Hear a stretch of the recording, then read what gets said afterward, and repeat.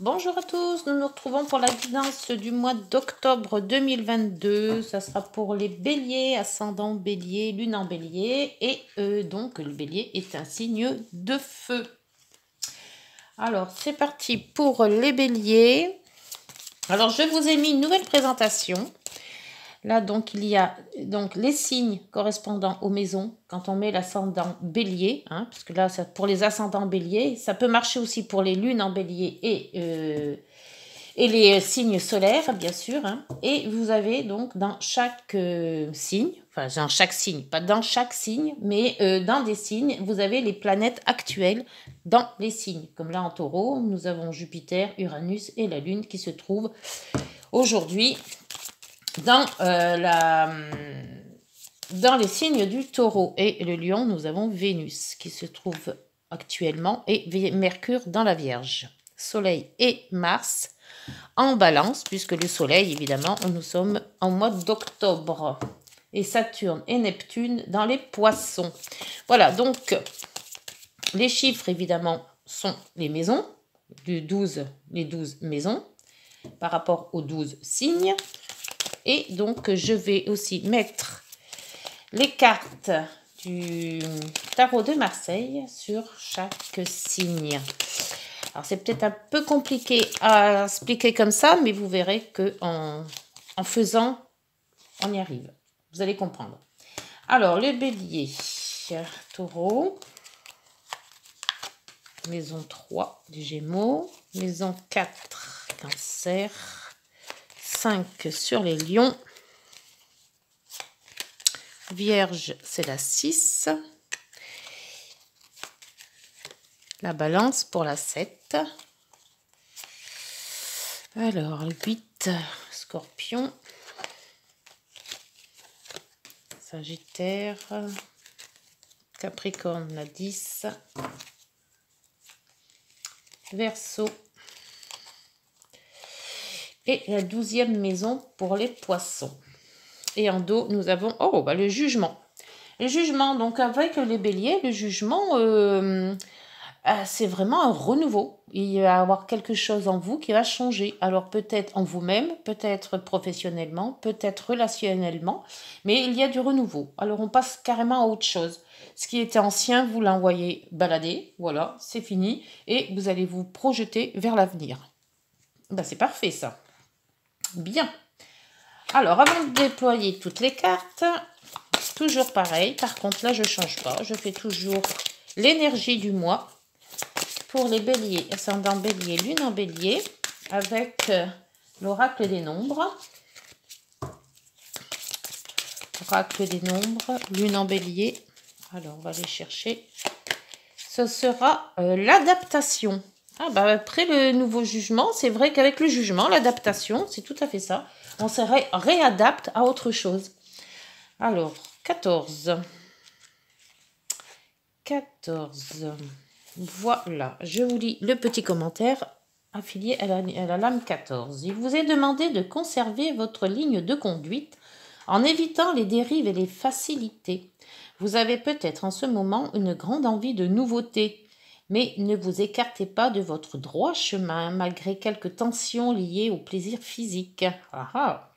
Gardez votre discernement et, si nécessaire, bougez pour vous défouler.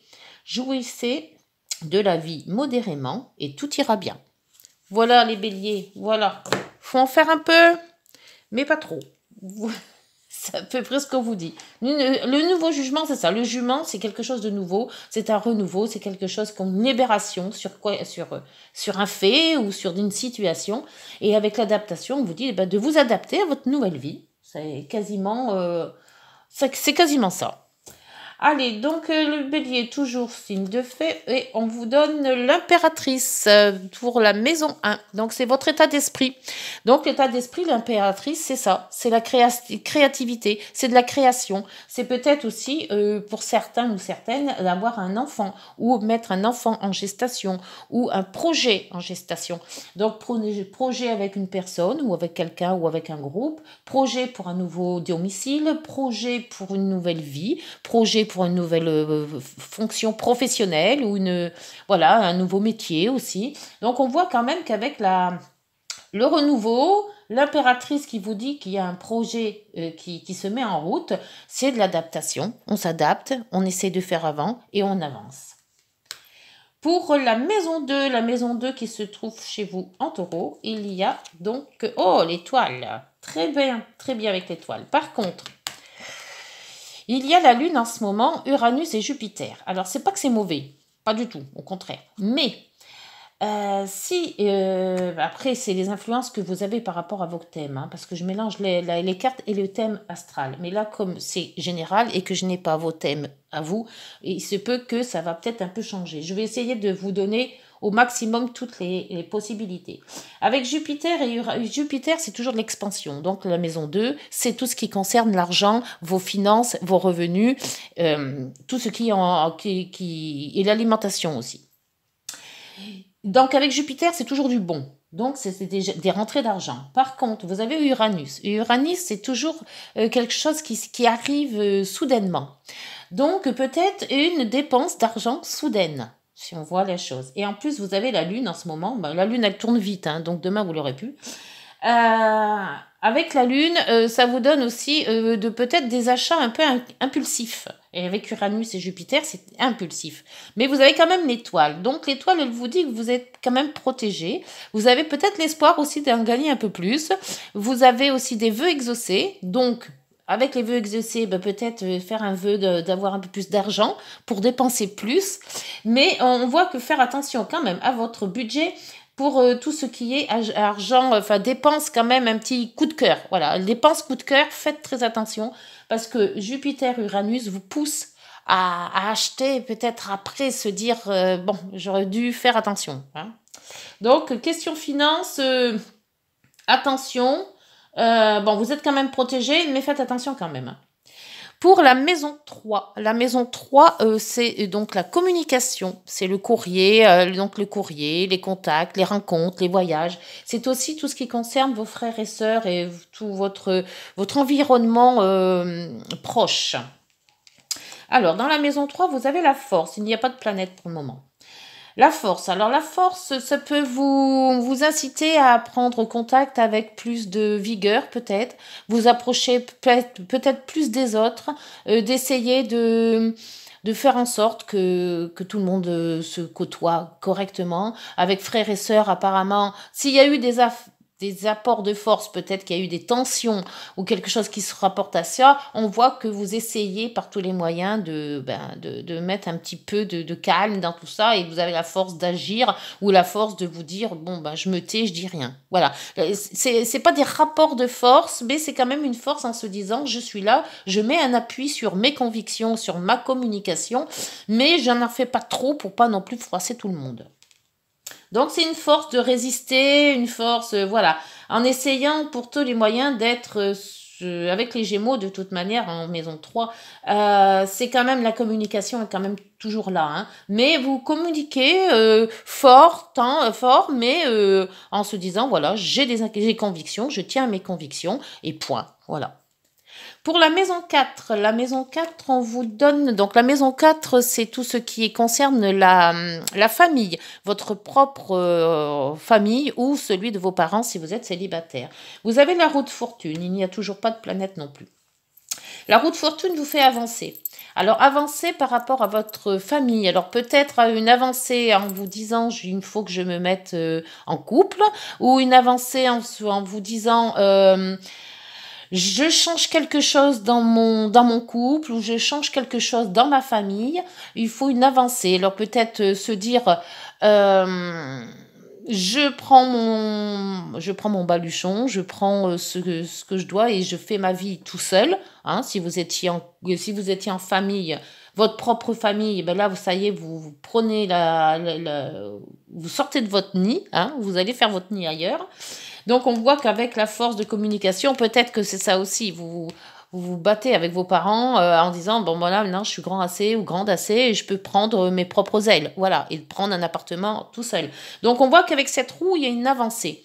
Alors, peut-être une avancée par rapport aussi à cette nouvelle adaptation et à ce changement, puisque le jugement, c'est quand même un bouleversement. Donc, ce bouleversement va peut-être se faire aussi dans la famille. Voyez ce que vous vivez actuellement, hein. Pour la maison 5, vous avez le chariot. Ben là, c'est pareil. C'est toujours une avancée, mais il est toujours positif aussi. Donc, il y a quand même un bon mouvement, hein. On voit que vous prenez vraiment les rênes de votre vie en se disant, allez, je fonce, je vais où je veux faire les choses telles que j'ai envie de les faire. Et là, donc, la maison 5, c'est quand même tout ce qui concerne l'amour, les enfants, les vacances, les jeux. C'est la maison des plaisirs, hein, de la vie, hein. Donc, on vous voit avec les 7 Vénus, en plus, en maison 5, peut-être l'amour. L'amour va revenir, l'amour vous y croyez, l'amour vous dit, ben voilà, maintenant, j'ai fait ce qu'il fallait faire et je veux retrouver un amour, je veux retrouver quelqu'un à qui partager les choses. C'est peut-être aussi le plaisir avec les enfants, un nouveau départ avec des enfants, puisque l'impératrice vous dit que vous allez peut-être enfanter. Donc, la naissance d'un enfant, ben, ça, c'est un chamboulement. Donc, voyez, si ça vous parle, mais là, la maison 5, c'est quand même un chamboulement. C'est quand même une avancée, mais une avancée positive. Pour la maison 6 va vous parler de votre quotidien. Alors, c'est le travail au quotidien, c'est tout ce qui concerne le travail, la santé, les efforts à faire, les contraintes. Donc, dans cette maison qui est en vierge, vous avez Mercure. Mercure, c'est aussi la communication. Alors, si vous cherchez un travail, n'hésitez pas à communiquer, à envoyer des CV, à faire les démarches pour trouver de la communication, pour trouver des contrats. Vous avez la maison Dieu. Alors, la maison Dieu vous dit aussi qu'il y a certaines bases qu'il faut, comment vous dire ça? Qu'il faut améliorer.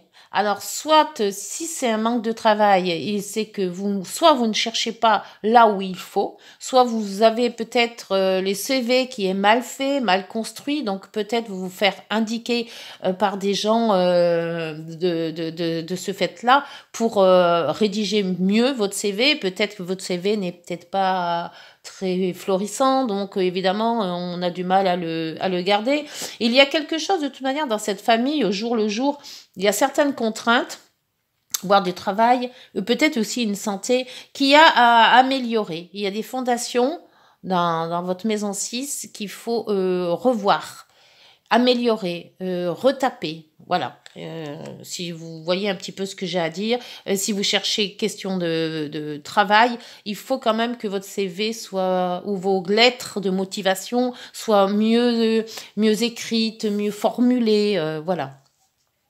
Pour la maison 7, c'est tout ce qui concerne le conjoint, le couple, partenariat, c'est tout ce c'est l'influence avec les autres, les contrats. Alors, dans la balance, pour vous, amis bélier, donc vous avez Mars et vous avez le soleil, puisque évidemment, nous sommes au mois d'octobre et que on dit bon anniversaire à toutes les balances. Donc, avec Mars, c'est quand même de l'avant, hein, Mars. Si Mars est bien aspecté, il vous booste, il vous fait avancer, il vous fait... voilà. Par contre, s'il est mal aspecté, faites attention à ne pas avancer avant de réfléchir, hein, parce que les béliers, c'est toujours ça aussi, et vous êtes quand même en opposition. Et en plus, donc, on vous met l'ermite. Alors, l'ermite vous dit, alors, c'est contradictoire parce que Mars, c'est ce qui est boosté, c'est ce qui vous fait avancer, c'est, voilà, on vous dit d'aller de l'avant.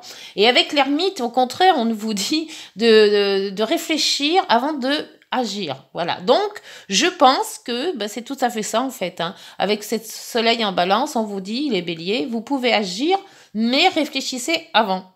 Voilà, c'est les deux cartes qui vous font... on peut agir en ayant réfléchi avant. Donc, c'est tout ce qui concerne le couple, tout ce qui concerne les contrats, si vous avez des contrats professionnels, et toutes les relations. Pour la maison 8, c'est l'argent des autres. Ça peut concerner les banques, ça peut concerner tout ce qui est social, ça peut concerner les héritages, les assurances, enfin tout l'argent que on peut vous donner, hein, ou même aussi l'argent du partenaire, hein, aussi. Hein. Ça peut concerner aussi... Les remises en question, ça peut concerner aussi tout ce qui est caché, occulté, hein, puisque c'est quand même Pluton. Et c'est la sexualité aussi. Donc là, il n'y a pas actuellement de planète dans le Scorpion et vous avez le Soleil. Donc le Soleil, bon, bah, si vous avez des prêts à faire, si vous avez des demandes d'allocation, si vous avez des demandes quelque chose comme ça ou d'hérédité, d'héritage, pardon, on vous dit quand même qu'avec le Soleil, eh ben, vous avez de l'énergie. Vous pouvez, et je pense que ça sera concrétisé, demander de l'argent par rapport aux autres. C'est bon aussi, c'est très bon aussi pour la sexualité. Alors n'hésitez pas, allez-y. Et puis bon, tout ce qui est caché, occulté, on voit qu'avec le Soleil, ça rayonne. Les remises en question, si vous avez des remises en question à faire, vous allez trouver les solutions à vos questions. Hein.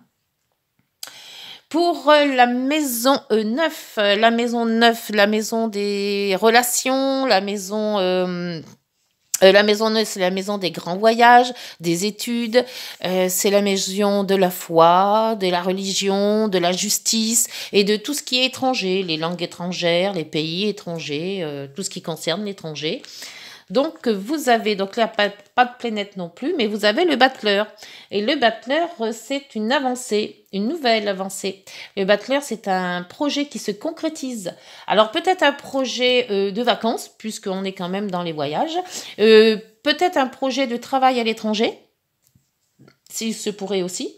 Mais il y a quand même un projet qui se met en lumière là, ou qui commence à bien prendre forme. Voyez si ça vous parle. Ça peut aussi être par rapport à la foi ou à la religion ou la spiritualité. Donc peut-être aussi apprendre les apprentissages, les formations, les choses comme ça. Pour la maison 10, c'est la hiérarchie, l'autorité, la clientèle, ça peut être les grands projets et surtout la situation sociale. Pas de planète non plus en Capricorne. Vous avez le pendu. Alors, le pendu vous pose... Alors, autant en maison 4 qui est opposée, ça passe. Donc, tout ce qui est familial, ça avance.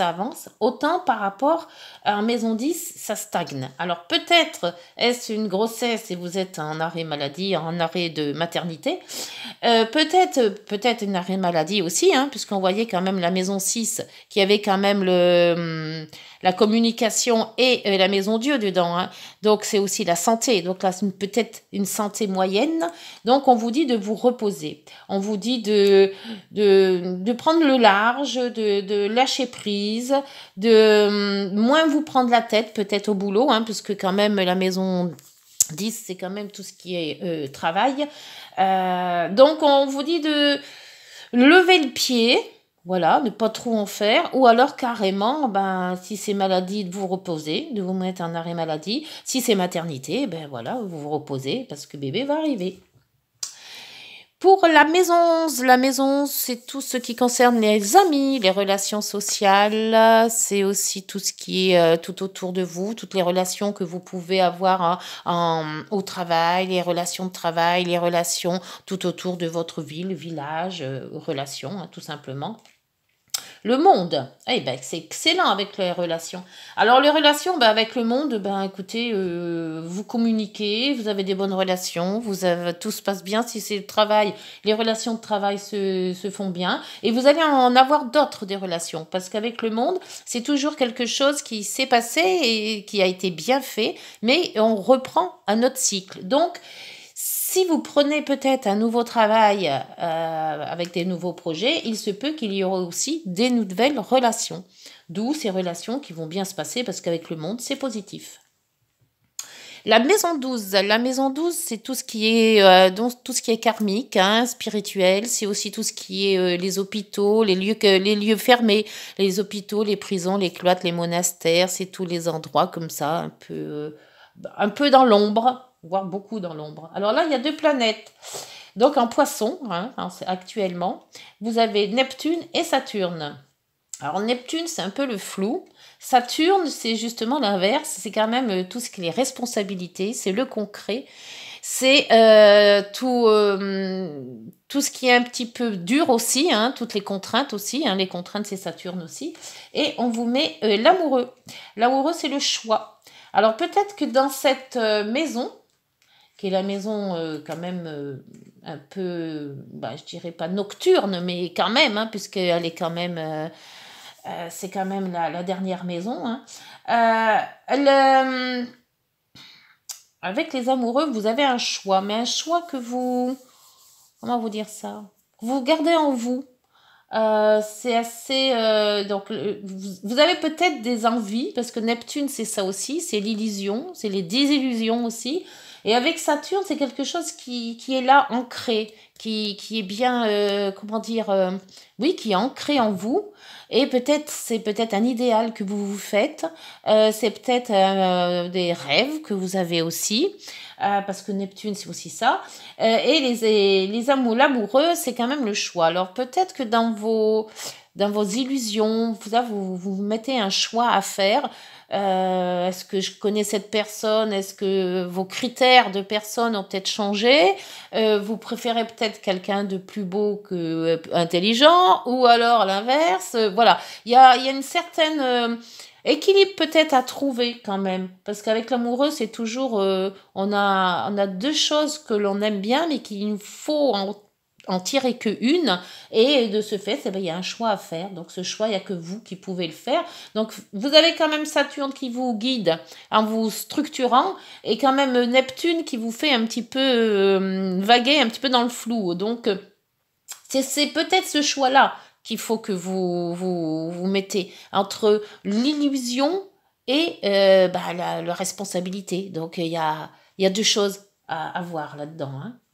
Alors, j'espère que je me suis fait bien comprendre. Parce qu'avec les cartes, c'est vrai que ça fait beaucoup de cartes et ça fait beaucoup de choses et de contradictions. Donc, essayez, voyez si ça vous parle. Dites-moi en commentaire si ça vous convient, cette façon de faire. Si vous n'êtes pas trop perdu dans tout ça. Sinon, je reviendrai à la base comme je faisais d'habitude. Hein. Donc, je remercie les anciens qui sont toujours là, hein, les anciens, tous les likes que j'ai, et puis les commentaires. Et puis, bienvenue à tous les nouveaux, hein, parce que, bon, j'espère qu'il y aura des nouveaux aussi. Alors, on va voir avec les lames du rêve enchanté. Si je peux mettre des précisions sur certaines lames. Alors, je vais en mettre une déjà sur l'impératrice, parce que j'aimerais bien voir ce que c'est que ce projet que vous avez en tête. Alors, le projet, il vient de tomber. Oui, et c'est pas facile. Alors là, vous avez l'étoile. Donc, le projet que si vous mettez un projet en route, là, actuellement, avec l'étoile, il est protégé. Il y a de l'espoir. Donc, vous avez quand même de très, très bonnes cartes. Hein. Donc, votre projet, allez-y. S'il y a un projet, mettez-le en route. Hein. Donc, on avait dit qu'en maison 2, faites attention aux finances, hein, surtout les finances de cœur. Hein. Alors, lâchez pas tout d'un coup. Pour la force, sur les Gémeaux, alors, donc, la maison 3. La maison 3, il y a la correspondance. Ah oui, donc c'est peut-être aussi, avec la force, essayer de correspondre. Peut-être à quelqu'un que peut-être vous n'avez pas vu depuis longtemps et vous n'osez peut-être pas vous relancer à nouveau, croyant que ça va peut-être être mal pris, mais tout compte fait, non. Allez-y, ça peut peut-être débloquer les choses. La maison 4, avec la roue de fortune. La maison 4, c'est la famille, hein, votre famille ou ceux de vos parents. Et là, il y a la coupure. C'est ce que je disais tout à l'heure en maison 5. Hein. C'est marrant, c'est le fait que couper sa famille, c'est-à-dire que vous allez prendre un nouvel élan. Vous êtes peut-être célibataire ou vous allez vous mettre en couple. Et il faut communiquer avec votre famille en se disant que voilà, maintenant, il est temps de couper le cordon ombilical et de voler de ses propres ailes. Là. La maison 5 avec Vénus et le chariot, on vous dit que, voilà, il y a un homme ou une femme, hein, puisque c'est général. Donc, peut-être, oui, quelqu'un de connu, quelqu'un avec qui vous voulez vous mettre en couple. Donc, écoutez, oui, c'est très bien. Parfait. Et donc la maison 6 avec cette maison Dieu, alors ça peut parler de santé, ça peut parler de communication, ça peut parler de revoir un peu sa communication, si c'est au travail, de revoir le contrat ou de revoir les CV ou les lettres de motivation, enfin tout ce qui se rapporte à ça. Hein. Vous avez le temps. Avec le coucou, c'est le temps. Alors, soit prenez le temps de bien faire les choses et n'allez pas trop vite, ou alors il est temps d'agir. Hein, voilà, c'est ce qu'on vous disait de toute manière en maison 7 avec Mars. Pour la maison 7, alors maison 7, donc il y a l'ermite, il y a le soleil, il y a la balance et il y a Mars. Hein. Et Mars, c'est agir avec Mars, mais avec résonance, avec, comment dire, avec l'ermite, avec responsabilité, avec sagesse. L'ermite, il faut prendre les choses avant et agir après. Et vous avez donc le jardin. Le jardin, donc c'est tout ce qui est les réceptions, les réunions, tout ce qui concerne. Bon, pour moi, alors soit c'est peut-être un mariage ou une demande d'un mariage. Donc n'allez pas dire oui tout de suite. Prenez votre temps avant d'agir, avant de regretter peut-être. C'est aussi toutes les réunions de famille. Ça peut être toutes les réunions de travail aussi. Alors voyez si ça vous parle.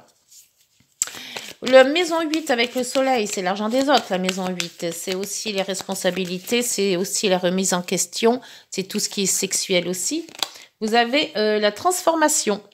La transformation, donc ça peut être une bonne transformation en fait. Je pense que vous allez vous poser les bonnes questions et vous allez surtout avoir les bonnes réponses. Parce que ça là, c'est une transformation. Vous vous transformez, il y a quelque chose en vous qui change. Il y a une situation qui change et vous devez aller dans cette lignée-là, quoi. Hein. Le battleur en maison 9, donc tout ce qui est voyage, étranger, formation, école. Avec le battleur, là c'est un projet qui arrive, qui se met en... Et ça vous stresse avec les souris. Peut-être quelque chose qui revient en boucle tout le temps, que vous pensez tout le temps. Vous avez peut-être un projet qui est là dans votre tête et qu'à chaque fois, ce projet il revient quoi. Et ça vous mine et ça vous empêche peut-être de dormir aussi. Donc cool. Et c'est ce qu'on vous dit à la maison 10. Lâche prise un petit peu, arrête d'y penser, et ça viendra tout seul. Et vous avez raison, parce qu'avec les lys, on vous dit qu'il va y avoir une officialisation. Alors, officialisation peut-être de contrat par rapport à l'amour, ça peut être officialisation de contrat de travail, enfin après vous adaptez. Hein.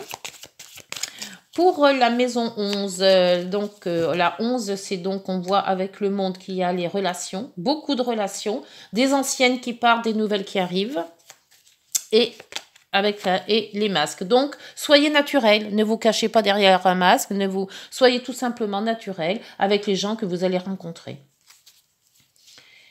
Et puis donc, la maison 12 avec Neptune, Saturne, on vous dit responsabilité. Alors là, c'est pareil, Saturne, c'est les responsabilités, c'est le concret, c'est l'ancrage. Neptune, c'est un peu le flou, on ne sait pas où on va. Donc, il y a les deux. Et avec l'amoureux, faut savoir.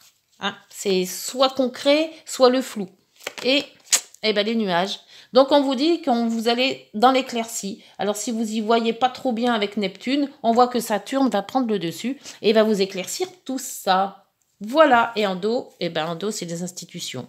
C'est l'élévation. Bon, dites donc, le jugement, l'adaptation, vous avez des cartes magnifiques, les béliers. Alors, si ça ne marche pas, je comprendrai pas. Allez, on va voir en fin de guidance ce que les heures miroirs ont à vous dire. Alors, ça fait tout joli, toutes ces petites cartes. C'est joli, toutes ces couleurs. Allez, bélier, ascendant bélier, lune en bélier, s'il vous plaît, pour la fin de guidance. Hop, il y en a trop là. Hein. Il m'en faut une, deux, maxi. Parce que sinon, si je les lis toutes, j'aurai pas le temps assez. Ah non, alors, qu'est-ce que vous me faites là? S'il vous plaît, pour les béliers. Ascendant bélier. Ah, lune en bélier. Voilà, 2, c'est bien. L'optimisme et la conscience. Ah ben voilà, c'est des belles cartes tout ça. Tu dois réfléchir à ton avenir. Concentre-toi sur les aspects positifs de ta vie et ne regarde pas les aspects négatifs. Peut-être c'est ça aussi. C'est positif, Saturne, concret, responsabilité. Neptune, un peu dans le flou. Hein. Tu seras plus serein ou sereine pour avancer sur ton chemin. Et la conscience, tu vas découvrir de nouvelles facettes de ta personnalité, ça c'est le jugement. Une grande transformation intérieure est en cours. Il est temps de partager ton savoir par des associations ou des collaborations afin de rencontrer le succès. Bien, eh ben écoutez, dites-moi en commentaire les béliers ce que cette guidance vous aura, si cette guidance vous aura parlé. Si vous avez aimé, n'hésitez pas de liker, de vous abonner et de partager. Et puis ben nous on se retrouve le mois prochain. Bonne journée, prenez soin de vous. Au revoir.